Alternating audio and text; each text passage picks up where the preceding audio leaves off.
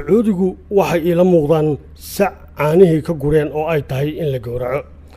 taasi waa hadaladii uu dhowr jeer ku celceliyay musharaxa xisbiga jamhuuriga ee dalka Mareykanka Donald Trump oo sidoo kale sacuudiga ku tilmaamay sac irmaan oo laga laso dahab iyo dollar.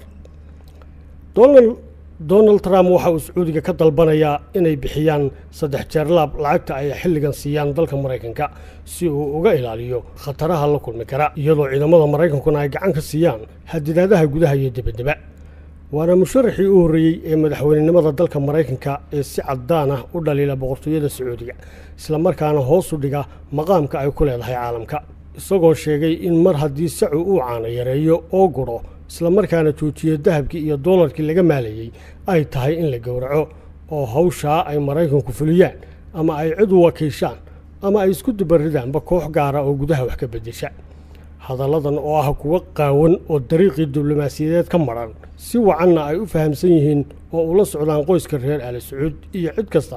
oo ay saameyn ku yeelanayaan.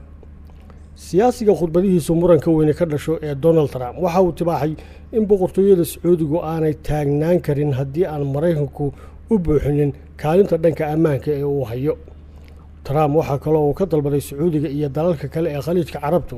inay bixiyaan dhaqaalaha ku baxaya daryaalka qaxootiga Suuriya oo lagu xanaaneyn doono gudaha ciidda Suuriya si ay ugu suura gasho in Mareykanku ku ilaaliyaan qaxootiga xeryahooda. Donald Trump oo si gaar ah uga sii hadlay boqortooyada Sacuudiga waxa uu sheegay inay lama huraan tahay in Sacuudigu Mareykanka siiyaan $4 $3 faa'iidada ay ka helaan kheyraadkooda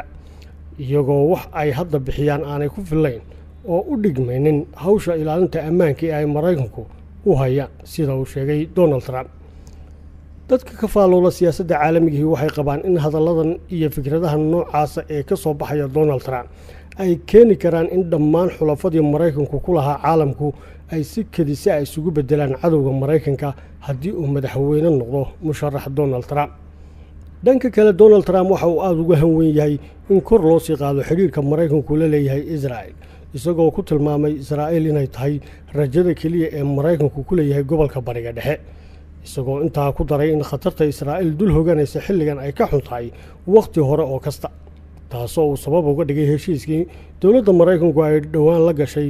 dalka Iiraan ee ku saabsanaa xuduudda dhanka atomikada ee waddankaasi.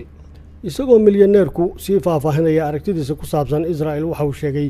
in ilaa yaraantiisii uu aad u jeclaa dowladda Israel Mareykankuna ay lama huraan ku tahay inay ka shaqeeyaan sidii ay Israel u sii ahaan lahayd mid weligeedba taagan.